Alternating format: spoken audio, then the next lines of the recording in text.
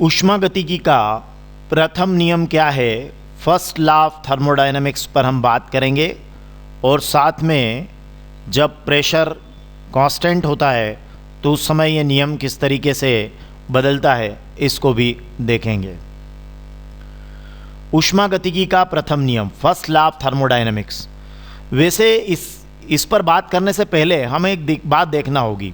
हम जानते हैं कि जूल का नियम क्या कहता है, W is equal to JH। W कार्य है और H ऊष्मा है। मतलब जूल के अनुसार क्या है कि ऊष्मा ऊर्जा को कार्य में, है ना, मतलब यूँ कहें कार्य को ऊष्मा ऊर्जा में पूर्णतः परिवर्तित किया जा सकता है, ऐसा जूल ने बताया। यदि किसी निकाय को आप H ऊष्मा देते हैं तो निकाय द्वारा किया गया कार्य होगा W is equal to JH।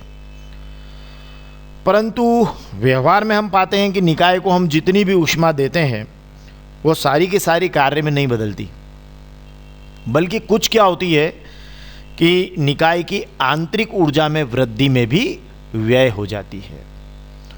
तो अगर हम किसी ऐसे निकाय को ऊष्मा दें जो बाह्य कार्य करने में सक्षम हो, मतलब ऐसा कोई निकाय हो जो जिसको हम ऊष्मा दे दें और वो काम करने लग जाए या काम करने में सक्षम हो, तो उस निकाय को आप जितनी भी ऊष्मा देंगे, मतलब उस निकाय द्वारा जो भी अवशोषित ऊष्मा होगी वो उसके द्वारा किए गए बाह्य कार्य और उसकी आंतरिक ऊर्जा में वृद्धि के योग के तुल्य होगी। मतलब उस निकाय को जो भी आप ऊष्मा देंगे तो वो टोटल कार्य नहीं होगा, उससे कुछ उसकी आंतरिक ऊर्जा में भी वृद्धि होगी। मतलब वो दो भागों में व्यय होगी।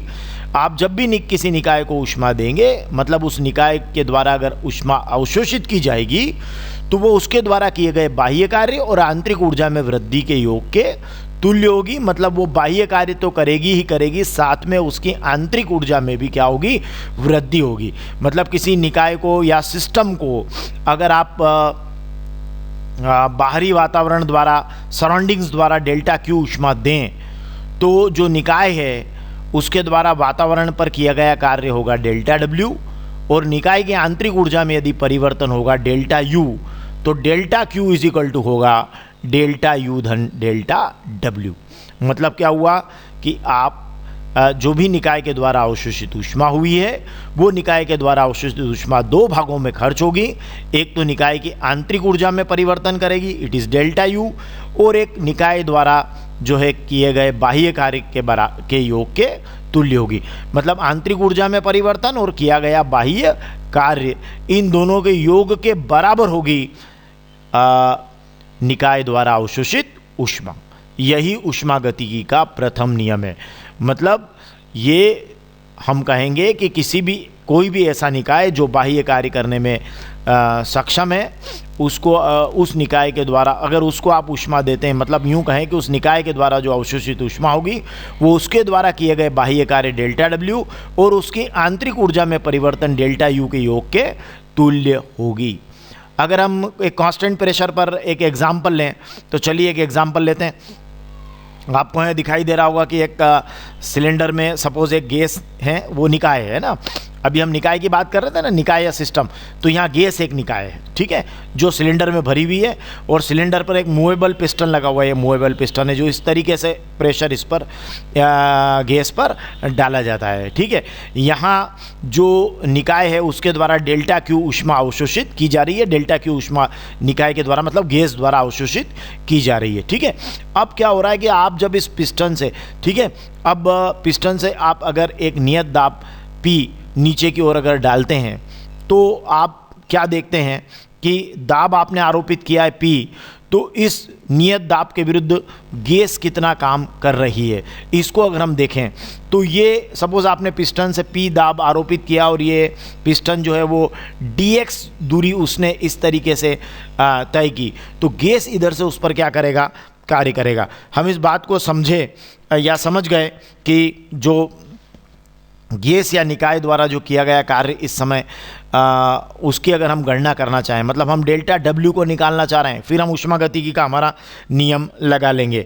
मतलब हमने समझा कि यहाँ पर क्या हो रहा है कि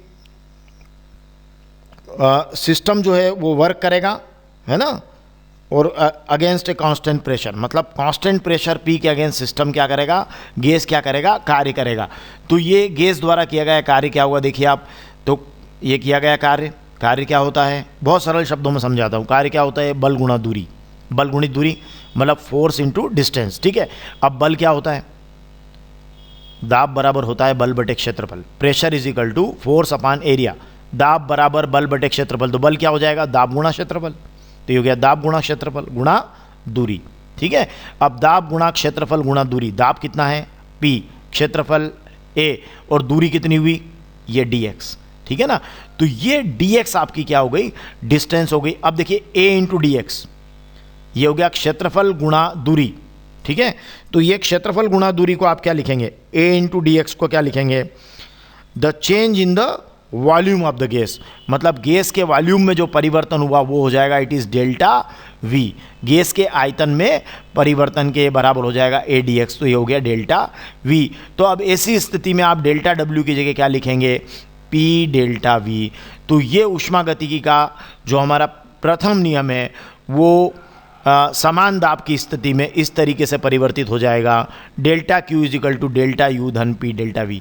अगर आपसे ऊष्मागतिकी का प्रथम नियम लिखे पूछे तो यहीं तक समाप्त हो जाएगा, लेकिन मैंने एक एग्जाम्पल देकर जो है समान दाब की स्थिति में या नियत दाब की स्थिति में ये नियम किस तरीके से चेंज होता है और किस तरीके से ये बात मैंने यहाँ पर बताने की कोशिश की कि किस तरीके से आपको निकाय ऊष्मा को अवशोषित करता है और किस तरीके से निकाय जो है वो बाह्य कार्य करने में सक्षम होता है और किस तरीके से वो दो तरीके से उसकी एनर्जी यहाँ पर उसकी जो ऊर्जा है वो दो तरीके से हम दो तरीके से वो ऊर्जा उसकी व्यय होती है। एक वो उसको बाह्य कार्य करने में सक्षम बनाती है, तो उसको उसके द्वारा किए गए बाह्य कार्य, और फिर निकाय के आंतरिक ऊर्जा में वृद्धि के ये योग के तुल्य होती है। तो ये ऊष्मागतिकी का हमारा प्रथम नियम है। धन्यवाद।